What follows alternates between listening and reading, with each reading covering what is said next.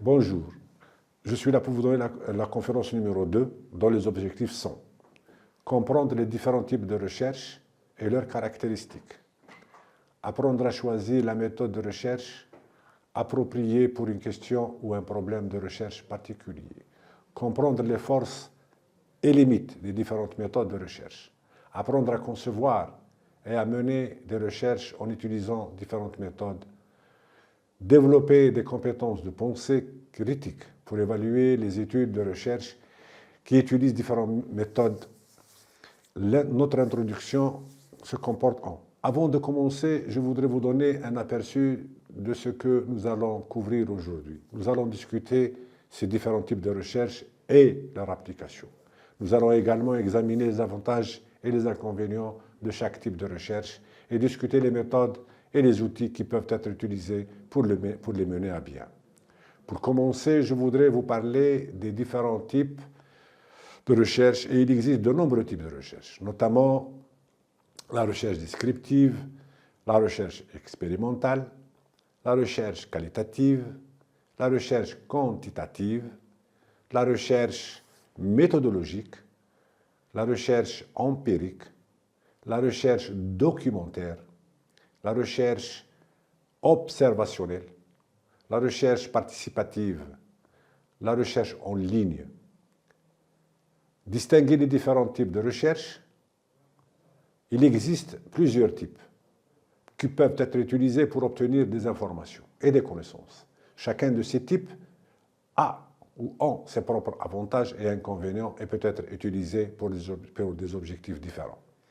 Chacun de ces types a ses propres avantages et peut être utilisé pour répondre à des questions différentes. À titre d'exemple, la recherche descriptive, type de recherche qui vise à décrire un phénomène ou une population. Pour comprendre les caractéristiques d'une population ou pour décrire un phénomène. La recherche descriptive utilise les méthodes qualitatives ou quantitatives. Pour ce qui est de l'expérimental, elle vise à tester une hypothèse, tester des théories ou des idées pour comprendre comment un phénomène se produit. Peut être menée à l'aide aussi de méthodes qualitatives ou quantitatives. Pour ce qui est de la recherche qualitative, elle vise des expériences et les points de vue des individus. Elle peut être utilisée pour comprendre des motivations, des croyances et des attitudes. Peut-être elle peut être menée par des méthodes qualitatives telles que les entretiens, les observations et les discussions de groupe. Pour ce qui est de la quantitative, elle peut utiliser des données numériques pour obtenir des informations et des résultats. La recherche quantitative vise à mesurer et analyser des données. Elle peut être utilisée pour comprendre des tendances et les relations entre les variables. La recherche peut être menée à l'aide des méthodes quantitatives telles que les sondages, les tests et les analyses statistiques. La recherche méthodologique se concentre sur l'évaluation et l'amélioration des méthodes et des techniques de recherche. Elle peut inclure l'évaluation des méthodes et des techniques utilisées pour recueillir les analyses des données.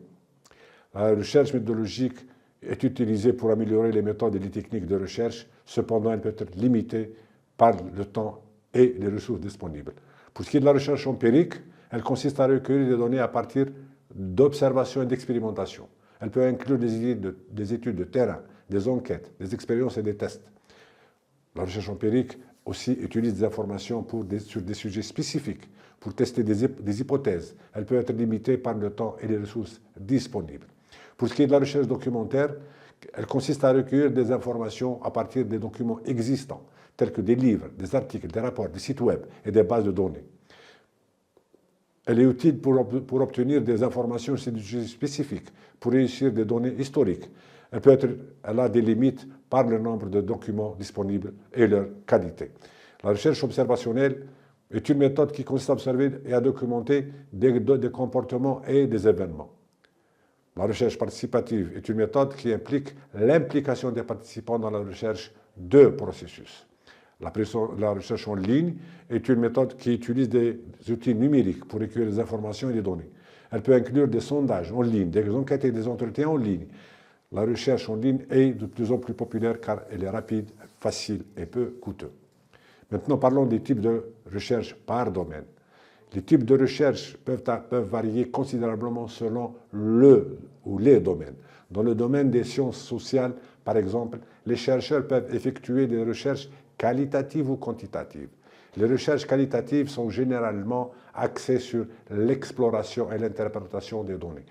Elle peut inclure des entretiens, des observations et des études de cas.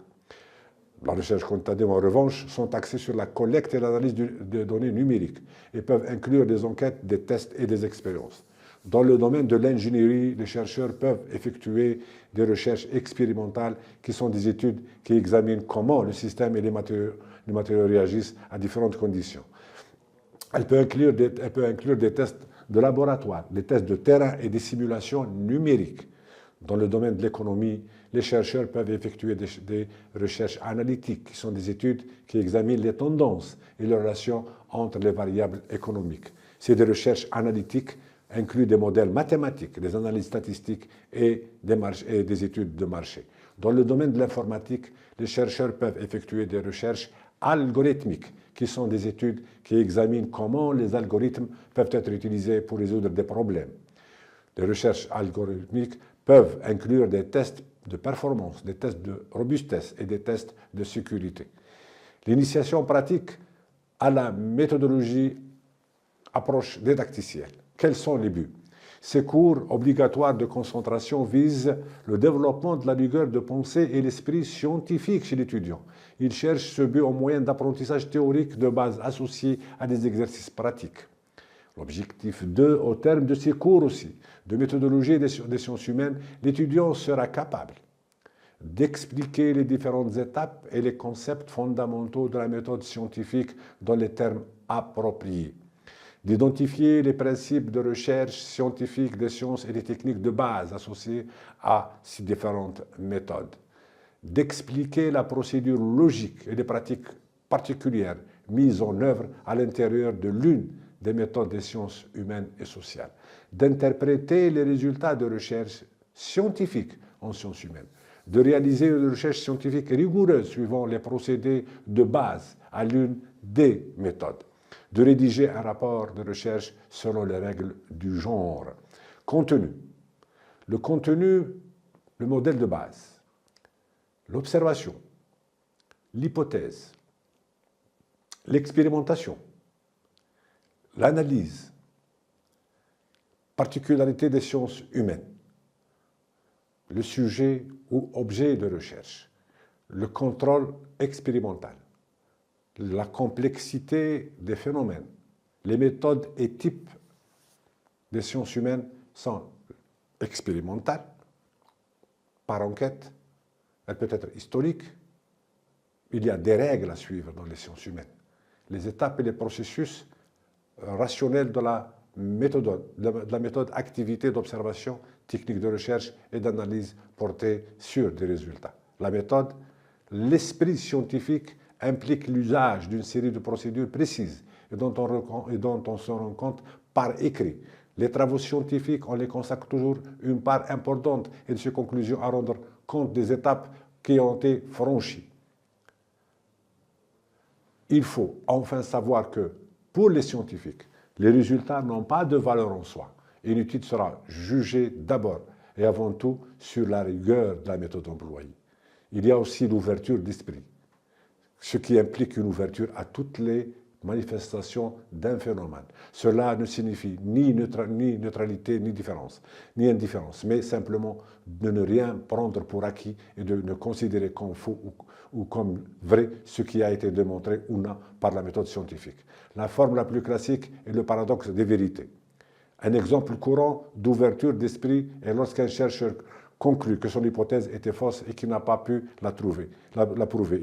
Devant les résultats de recherche, on ne peut pas prouver une idée qu'il recherche pourtant à défendre. L'objectivité est une qualité bien connue et très importante, comme il est impossible de se débarrasser tout à fait de ses croyances, de ses convictions. Le chercheur en tient compte en les annonçant, en les plaçant au cœur de ses hypothèses. L'objectivité consiste ensuite à vérifier la valeur de son hypothèse de manière neutre et rigoureuse, afin entre autres, la valeur de démonstration ne soit pas mise en doute par ceux qui ne partagent pas ses convictions.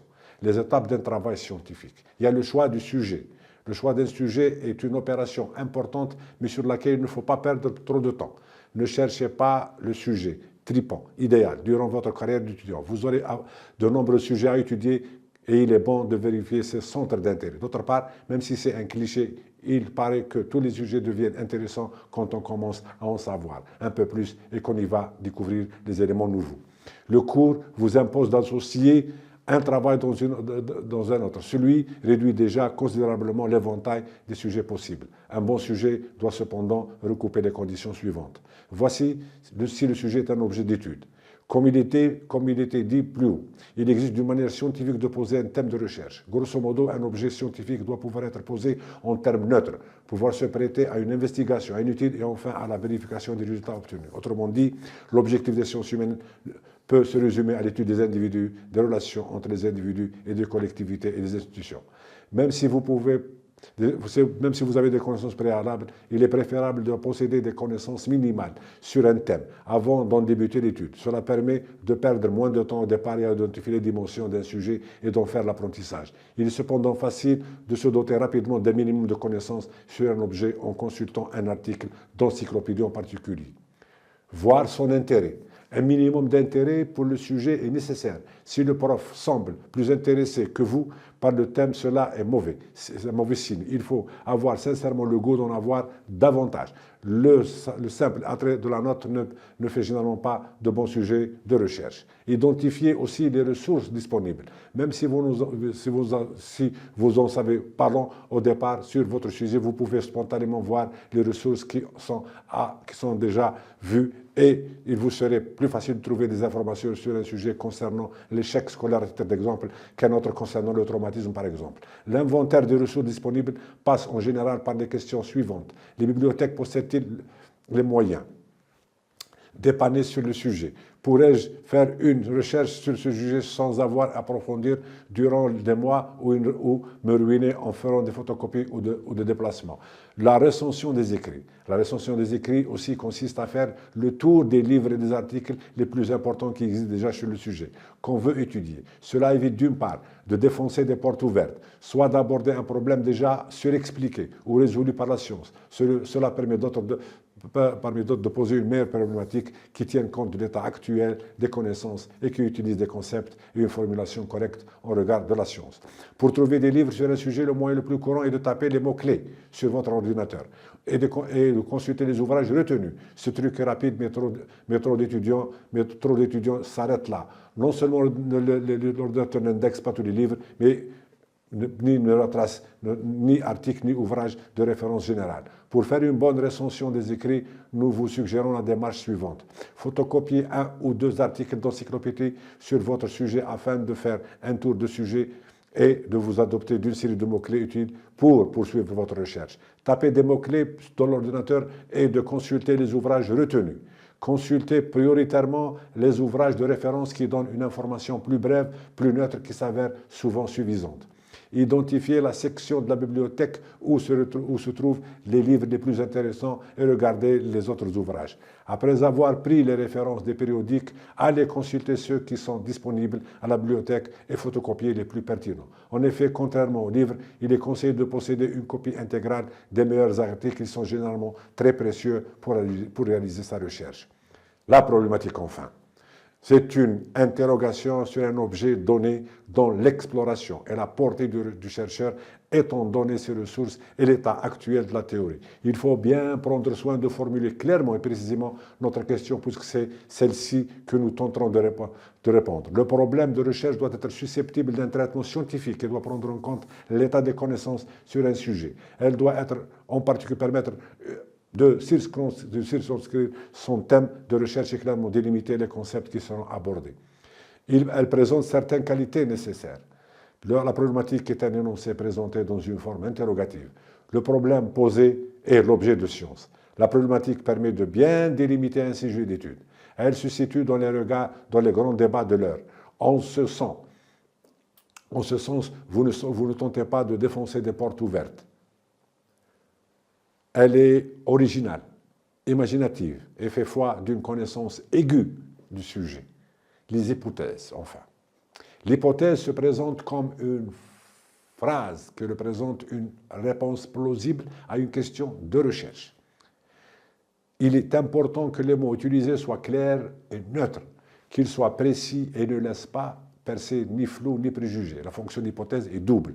Organiser la recherche autour d'un but précis et organiser la rédaction, puisque tous les éléments du texte devront désormais avoir une utilité quelconque vis-à-vis de l'hypothèse. Plus précisément, l'hypothèse prédit une relation entre deux phénomènes. Par exemple, qu'est-ce qui cause A?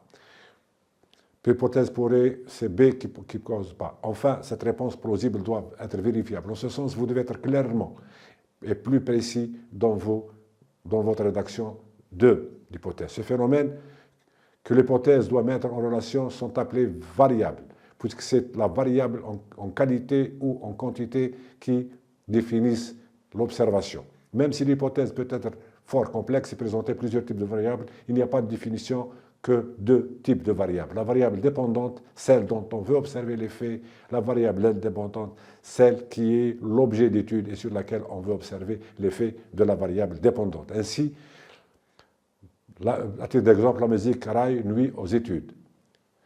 La variable dépendante et indépendante sont clairement définies. On distingue hypothèse univariée ou une étude où on utilise l'évaluation de deux variables indépendantes. Il y a aussi, l'exemple est parfait, l'hypothèse bivariée où on étudie la relation entre une variable indépendante et une variable dépendante. Cette relation peut être causale. L'alcool peut provoquer la perte du réflexe. Là aussi, l'exemple est tellement formulé que on ne peut pas disserter plus que ça. Hypothèse multivariée, où on étudie la relation de plusieurs variables sur une variable indépendante. Par exemple, la pauvreté, le travail étudiant et le manque d'espoir des jeunes sont les causes de décrochage scolaire. La clarification des concepts, c'est très important. Si votre hypothèse présente les qualités d'une question scientifique, elle utilise donc des termes précis et univoques. Malgré cela, dans une recherche scientifique, les termes clés de l'hypothèse font toujours l'objet d'une clarification. Il s'agit de donner une définition scientifique et complète du sens dans lequel ce concept sera employé pour votre recherche. Ça peut ressembler à du politically correct. Ainsi, le mot gros doit être remplacé par obèse parce qu'il est plus neutre. Et même là, vous devez clarifier le concept obèse d'un de ces moindres détails en précisant, entre autres, que dans cette recherche, nous considérons comme obèse toute personne dépassant les moins de 20% du poids idéal. La marche à suivre pour clarifier ces concepts est la suivante. Vérifier le sens propre et le sens figuré dans un dictionnaire général.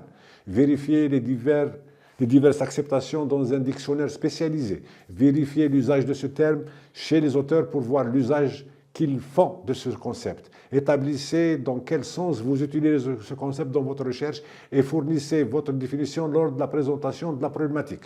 L'opérationnalisation de l'hypothèse, c'est une opération cruciale à laquelle il faut passer pas mal de temps au risque d'en perdre beaucoup par la suite. Il s'agit, à partir des termes, des hypothèses, de poser des diverses dimensions qu'elles impliquent et à leur tour de décomposer ces dimensions en indicateurs et en indices, qui sont des unités élémentaires, générales, abstraites et durables. Distinguons donc concept général associé aux variables de son hypothèse. Ce sont des mots clés et complexes dont l'analyse attentive nécessite qu'on les sépare en dimensions. Dimension veut dire ce sont les différentes facettes d'un concept, un peu comme les trois faces d'un triangle. Ainsi, une personne au moins d'une dimension physique et une dimension psychique. Les indicateurs aussi. La dimension reste un concept souvent trop général. L'indicateur lui prend la forme d'une unité élémentaire qu'on peut mesurer et circonscrire d'une manière claire et scientifique. L'exemple, les jeunes qui consomment beaucoup de musique réussissent bien dans leurs études. La musique raille et des études sont nos variables qui sont les concepts que nous devons décortiquer pour prouver notre hypothèse. On procède généralement sous forme d'un tableau. Dans ce cas, on présente toujours d'abord la variable dépendante, la mieux connue, c'est elle qui est l'objet du travail. Ensuite, on fait intervenir la variable indépendante, celle qui dérange, celle qui intervient et dont on veut définir l'effet. Le modèle de la base de la méthodologie par domaine, le modèle de base dans la méthodologie par domaine est un modèle qui est utilisé pour décrire et analyser un domaine particulier. Il est généralement utilisé pour décrire et analyser les systèmes complexes des procédures et des structures. Il est basé sur une approche systémique et est souvent utilisé pour développer des solutions à des problèmes complexes. Le mode de base est composé de plusieurs éléments qui sont liés entre eux. Ces éléments sont généralement des concepts, des processus, des structures et des systèmes. Ces éléments sont liés entre eux par des liens qui peuvent être des relations de dépendance ou des contraintes. Ces liens sont utilisés pour décrire et analyser le domaine et pour développer des solutions des problèmes complexes. Le modèle est basé, généralement utilisé pour décrire et analyser les systèmes complexes, les processus et les structures. Il est également utilisé pour développer des solutions et des problèmes complexes. Il est souvent utilisé pour développer des modèles de simulation et des modèles de prédiction. Il est également utilisé pour développer des systèmes d'aide à la décision et des systèmes d'intelligence artificielle. Le modèle de base est un outil très puissant qui peut être utilisé pour décrire et analyser des systèmes complexes, des processus et des structures. Développer des solutions à des problèmes complexes. Et il est très utile pour les chercheurs et les développeurs qui travaillent dans des domaines complexes, la méthodologie en sciences et en sciences technologiques. La méthodologie en sciences et en sciences technologiques est un ensemble de principes et de pratiques qui sont appliqués pour résoudre des problèmes scientifiques et technologiques. Elle est fondée sur des principes de base qui sont communs à toutes les sciences et à toutes les technologies. Ces principes sont le développement de la connaissance, l'utilisation de la logique et de la raison, l'utilisation de la méthode scientifique, l'utilisation des technologies. La méthodologie en sciences et en sciences technologiques est un processus qui commence par l'identification et la formulation d'un problème. Une fois le problème identifié, les chercheurs sont menés pour trouver des informations pertinentes et des solutions possibles. Ces informations recueillies sont ensuite analysées et interprétées pour déterminer la meilleure solution. Une fois la solution déterminée, il est mis en œuvre et testé pour vérifier son efficacité. Cette méthode est un processus qui nécessite une bonne compréhension des principes scientifiques et technologiques. Il est important de comprendre les principes fondamentaux de la science et de la technologie, ainsi que les méthodes et outils utilisés pour résoudre des problèmes. Il est également important de comprendre comment les différentes technologies peuvent être utilisées pour résoudre des problèmes. Cette méthode est un processus qui nécessite une bonne communication entre les différents acteurs impliqués. Il est important de communiquer clairement et efficacement les autres membres de l'équipe et les autres parties prenantes pour s'assurer que tout le monde comprend le problème et les solutions possibles. Cette méthodologie des sciences technologiques nécessite une bonne gestion des ressources. Il est important de gérer les ressources disponibles de manière efficace et de s'assurer que les ressources sont utilisées de manière appropriée pour atteindre les objectifs. Toujours dans le sens de la méthodologie technologique, c'est un ensemble de principes et de pratiques qui guident le chercheur scientifique et technologique. Elle est utilisée pour développer des solutions et des problèmes complexes et pour comprendre le monde qui nous entoure, comprendre et à résoudre des problèmes d'ordre général. Elle est utilisée aussi basée sur des principes fondamentaux tels que l'observation, l'expérimentation, l'analyse et la synthèse. Ces principes sont utilisés pour développer des solutions à des problèmes complexes et pour comprendre le monde, comme on l'a dit, qui nous entoure. L'identification et la formulation d'un problème une fois le problème identifié. Recueillir des données et analyser et trouver des solutions. Les données peuvent être recueillies à l'aide des méthodes expérimentales et des modélisations et de simulations. Ces données sont ensuite analysées et interprétées pour trouver des solutions à sa recherche. La méthodologie en sciences technologiques est un processus qui permet aussi aux scientifiques et technologues de comprendre et de résoudre des problèmes complexes.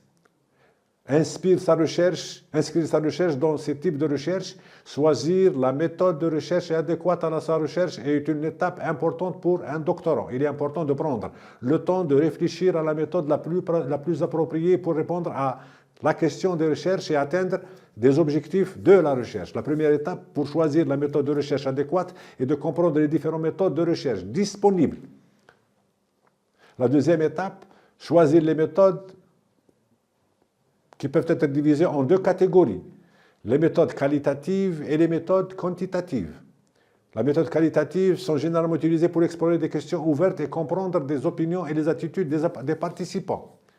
Les méthodes quantitatives sont généralement utilisées pour mesurer des variables et analyser des données. Une fois que le doctorant a compris les différentes méthodes de recherche disponibles, il doit déterminer quelle méthode est la plus appropriée pour sa recherche.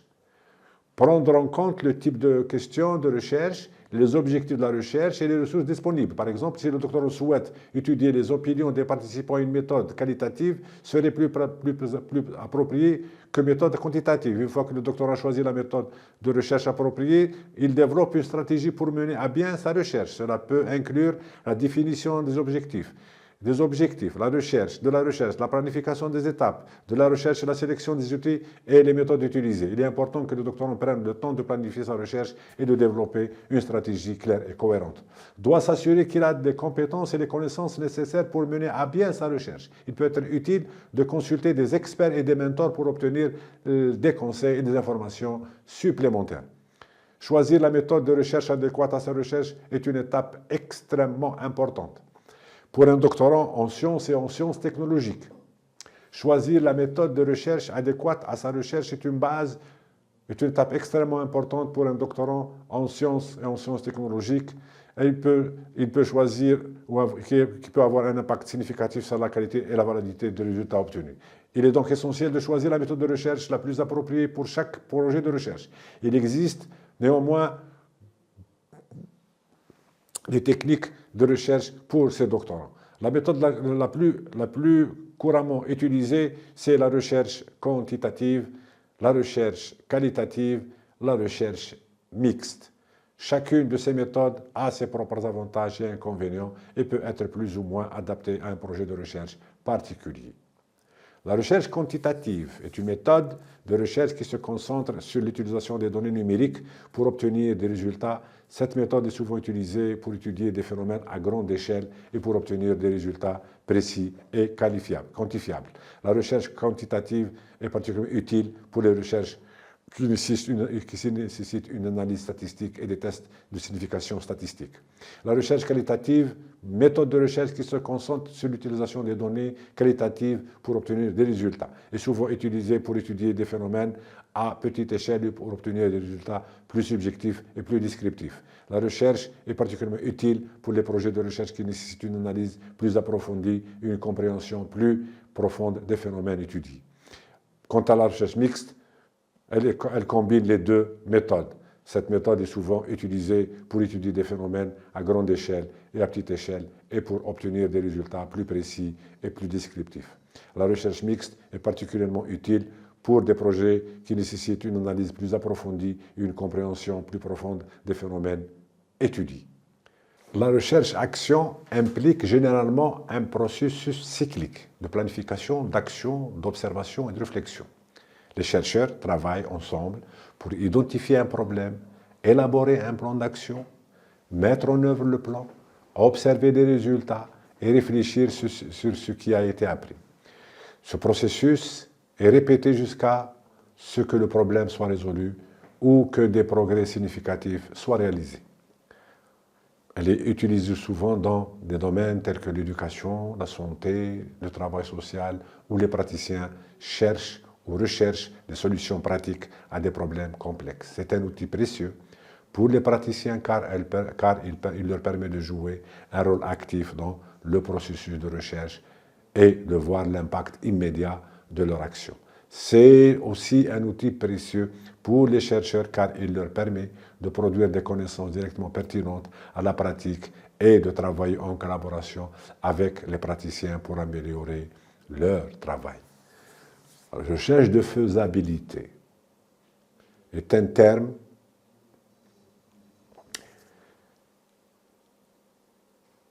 ou une action ou une étude de faisabilité et une analyse de viabilité d'un projet ou d'une idée proposée. Elle est menée pour déterminer si le projet ou l'idée est réalisable, pratique et rentable. Le but d'une étude de faisabilité est d'identifier les problèmes potentiels et les limites qui peuvent survenir lors de la mise en œuvre du projet ou de l'idée. Cela aide également à déterminer les ressources nécessaires, le calendrier d'achèvement et les risques et avantages potentiels associés au projet.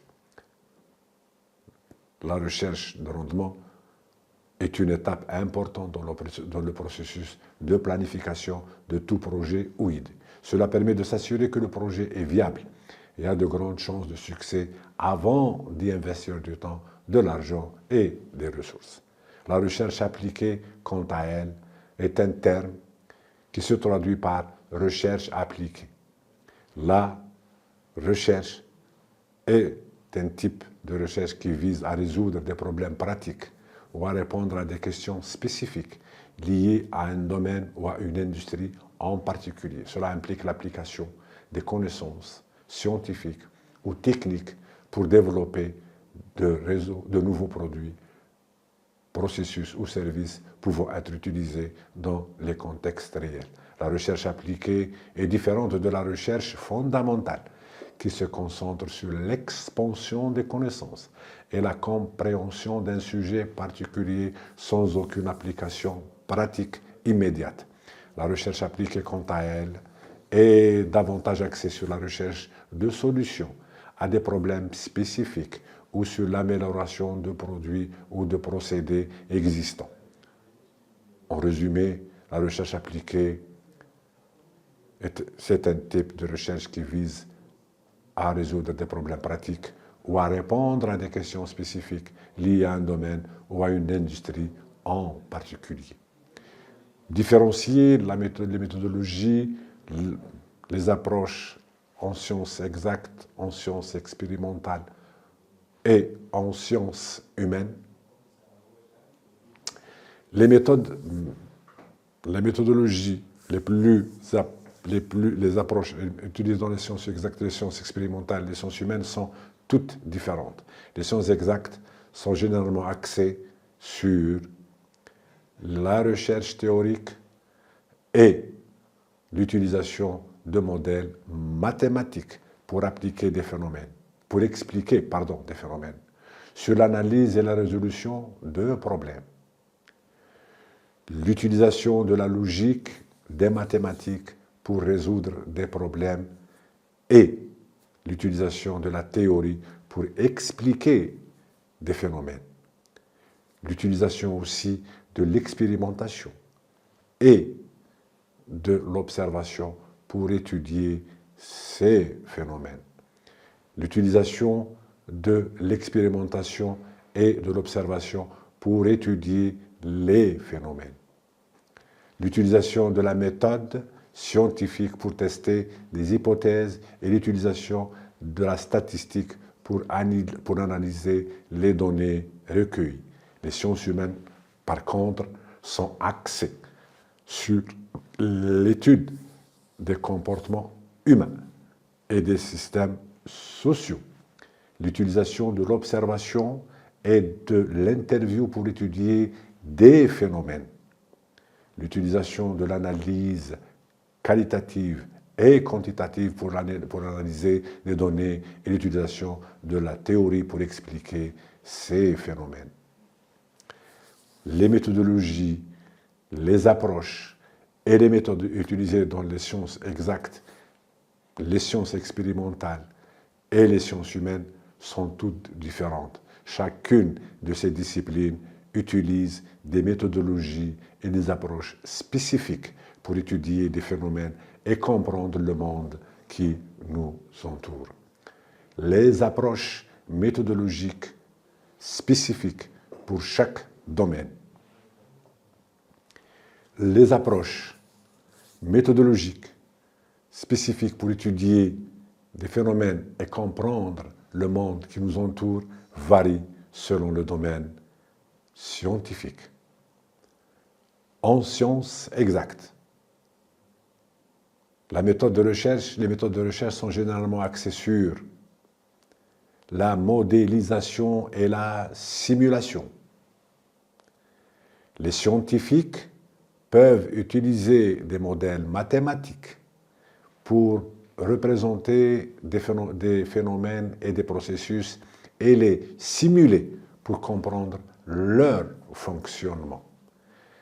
Les scientifiques aussi peuvent également utiliser des méthodes analytiques pour étudier des systèmes complexes et leurs propriétés. En sciences expérimentales, les méthodes de recherche sont axées sur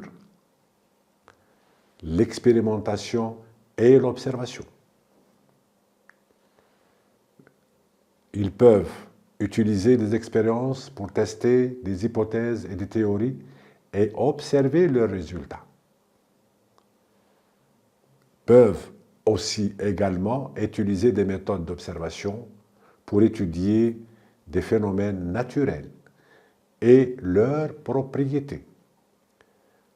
En sciences humaines, par contre, les méthodes de recherche en sciences humaines et sciences sociales sont généralement axées sur les méthodes de recherche en sciences sont généralement axées sur l'analyse et l'interprétation. Les scientifiques en sciences humaines et sociales utilisent des méthodes qualitatives pour étudier des phénomènes sociaux et culturels et interpréter leur signification. Peuvent aussi utiliser des méthodes quantitatives pour étudier des phénomènes sociaux et culturels et analyser leurs propriétés. Pour conclure, ma conférence destinée aux doctorants sur les types de recherche, je voudrais souligner l'importance de trouver le bon type de recherche pour chaque projet. Chaque type de recherche a ses propres avantages et ses inconvénients. Il est important de prendre le temps de comprendre les différents types de recherche et leur implication avant de choisir le bon type de projet.